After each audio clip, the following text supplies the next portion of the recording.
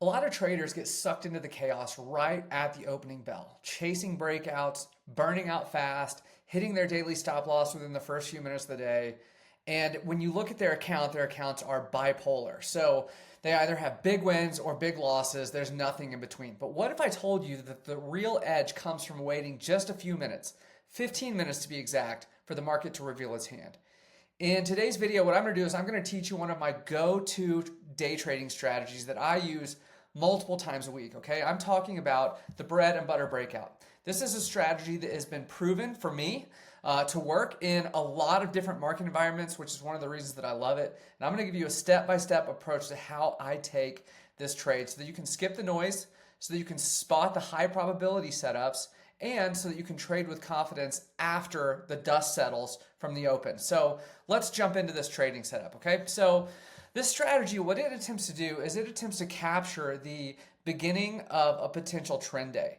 And so you are looking at the potential for the market or the individual stock that you're trading to trade like a specific direction for most of the day, setting up a trend day. So typically this is something that's going to be above or below the previous day's price action, and you're expecting continuation. That's kind of what you're looking for in this trade. So this is a trade that you're probably not going to want to take on days that don't have a catalyst. This is probably not a trade that you're going to want to take on days that have the potential for a lot of chop or sideways price action. This is something that you're going to want to rely on more when you're anticipating a trend day. One of the things that I teach people and I go into a lot of detail with in my full course is I talk about the kind of order flow or the workflow for what you're looking for in your trades.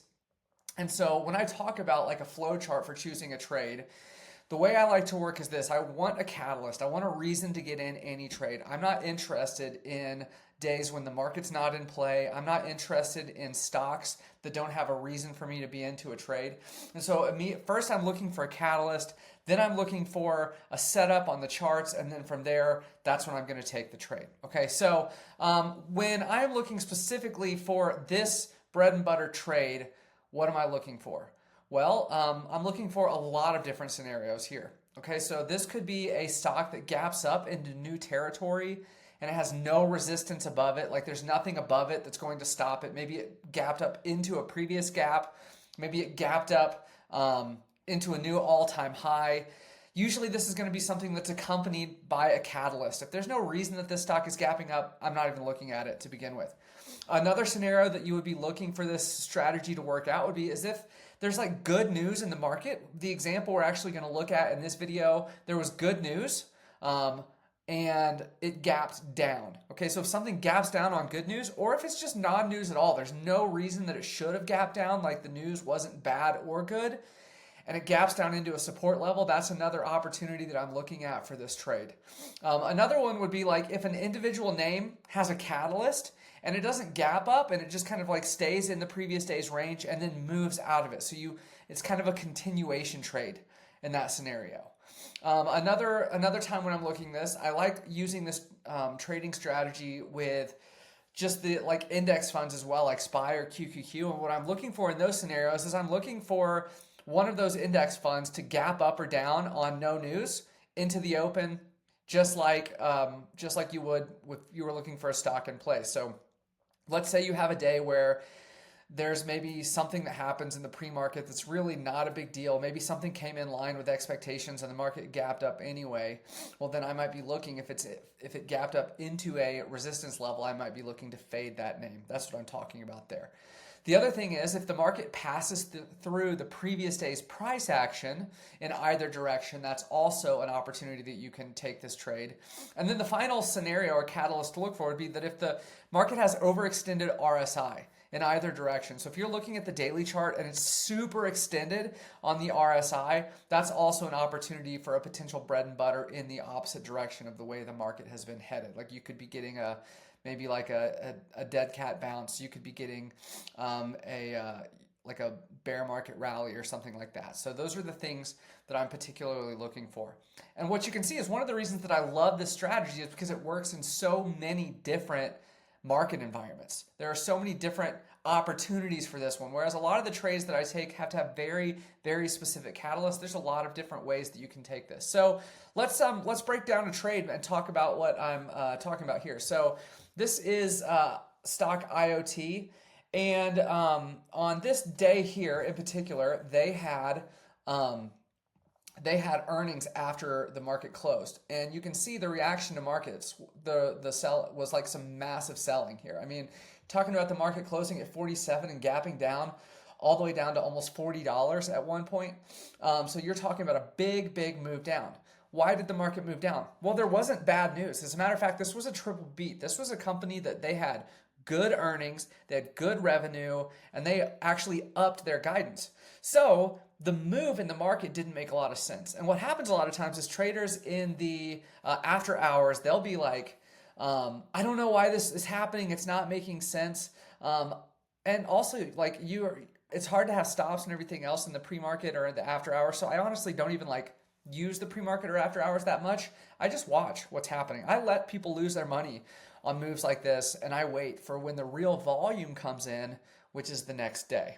Okay, which is whenever like if it's in the pre-market, the real volume is going to come in when the market opens. If the catalyst is after hours, the real volume is going to come in the next day. And so that's what I'm looking at. I'm just waiting and watching. And in this one, this really did make no sense. We have a triple beat, and yet we gap down into a support level. So now this is on my radar for a potential bread and butter setup. Let's talk about the indicators that I'm using on the chart for this setup. I'm using VWAP. This is volume weighted average price. I have a video on indicators, so I'm not going to explain what that is in this video. You can go watch that one if you want. I'm using relative volume because I want to make sure that the volume matches the move. And then what I'm using for this trade in particular is the 5-minute chart. Okay, so let's pull up a chart and let's talk through this. Okay. So you can see that we have the this purple line here is the volume weighted average price.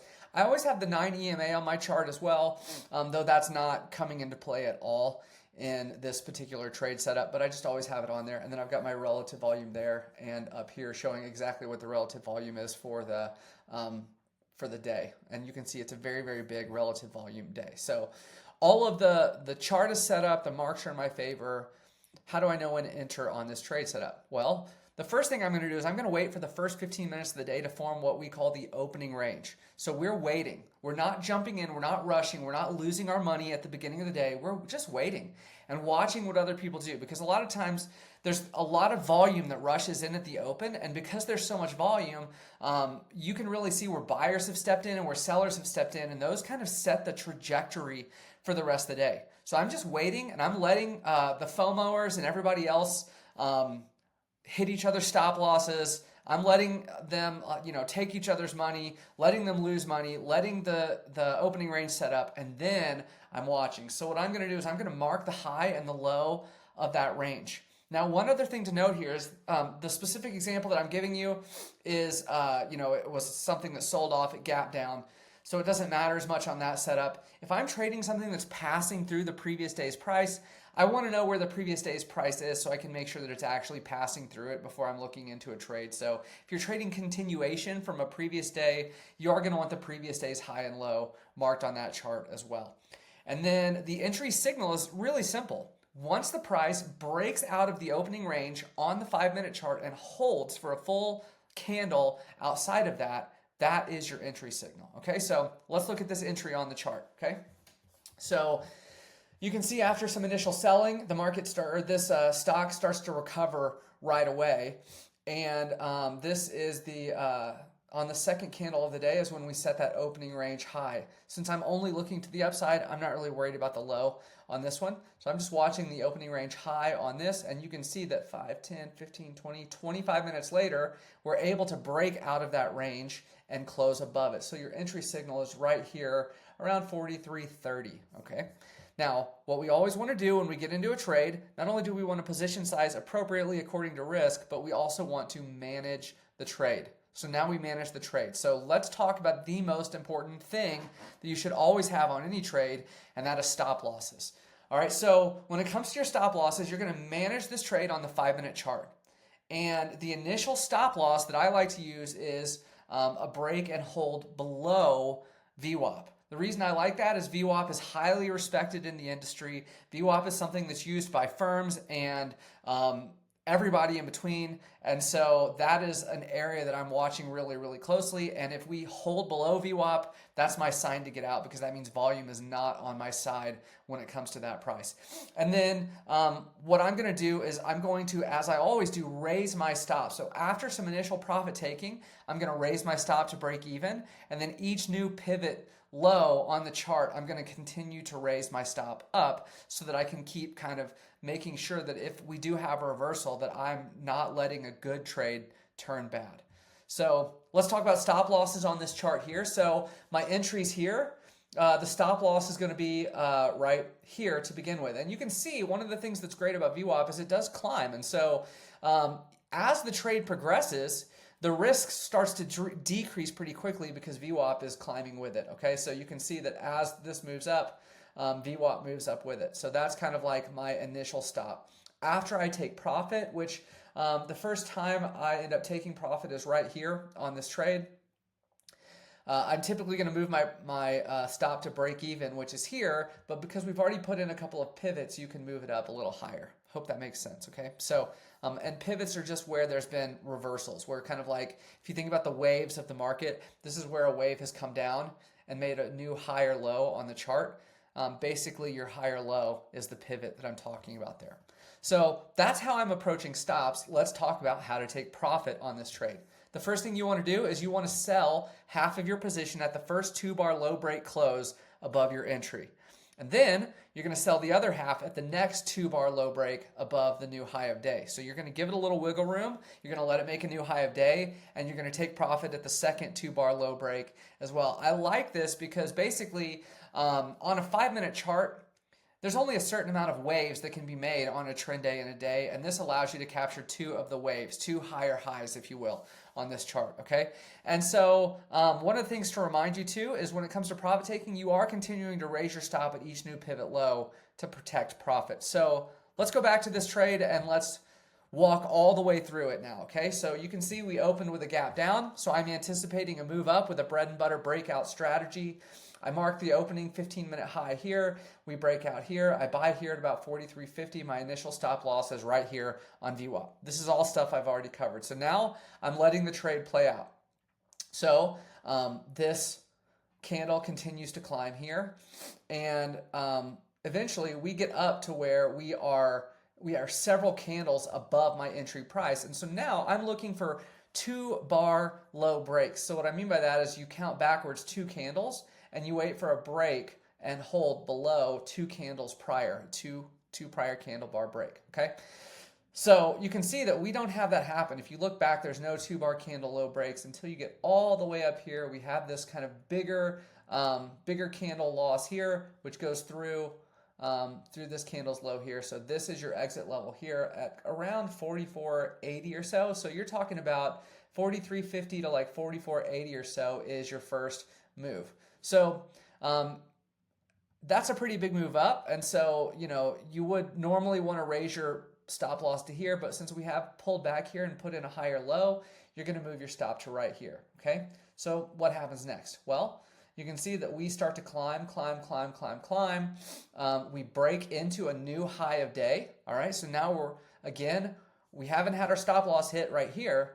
So, and we've made a new high of day. So now we're just waiting for another 2 candle bar break close lower, which is right here at a little over $45. And that is a very, very profitable trade that nets you about 4% profit in just a couple hours of the day. Okay, that is the bread and butter trade. Let's take another, let's look at another example so you can see this played out in a different setup. And you can see how great this trade and versatile this trade actually is. So on this day we have SPY. SPY was in play on this day because we had some pre-market news. Doesn't matter what the news is. I want this to be an evergreen video. So we had some news in the pre-market that caused the price to climb up. And so we're opening near the previous day's high. And remember, one of the things that I said you could look for is a passing through of the previous day's high, preferably on news. Okay, so this puts SPY on the radar for a potential bread and butter breakout strategy. So let's zoom into what happened on that day. Well, we can see the previous day's high here. We want to be above that. And you can see that the opening range is well above that. The opening range is right about here, okay? So the third candle of the day goes up here. And you can see, I should have marked this on the chart. I'm sorry I don't have that on there for you, but you can see it's right there, about 593.40 or so. And you can see that we pass through that opening range and hold above it right here on this candle. So now my stop loss is right here at VWAP. I am allowing VWAP to climb with it. And I'm just watching to see what happens, waiting to see when we break a 2-bar low break. So let's watch how this trade breaks out. We quickly climb up, climb. There's nothing breaking 2 bars prior and holding until you get all the way up here. This is your first 2-bar break, low close right here. So here's the candle. You can look 2 bars back and see it closed below this one. So there's your exit. So this is a trade that you're able to get in at 593, we'll say 40 or so, and it climbs all the way up to 596.65 or so, maybe 596.75. So very, very good trade. So now what do? Well, you could raise your stop to break even if you really wanted to give it some room, like where you got in here, or you can keep on each new higher low. So for me in particular, I'm looking at recent higher lows. If you're being really conservative, here's the higher low here. And you can see that we come down here and we hit our stop loss and we get out at 595.50 or so. Even though we weren't able to take profit twice and we hit our stop loss, our trailing stop loss, this is still a very, very wildly profitable trade. And you can actually maximize this profit even higher by trading leveraged ETFs and stuff like that. A go-to for me on SPY to the upside would be something like UPRO. Okay, so this is the bread and butter trade. It's one of my favorite strategies, and I hope it was helpful for you. Take some time, if this video was helpful for you, just like, subscribe, let other people know about this channel, because anything you do that helps me grow makes it worth my time and energy putting education into these videos. And as always, if you want to go a little deeper, I do have a newsletter where I give trade ideas on particular stocks that could have a bread and butter setup this week and stuff like that, and all sorts of education that I do in my free weekly newsletter. You can grab that at the link in my profile as well. And enjoy the bread and butter breakout strategy. I hope it makes you a lot of money like it has me.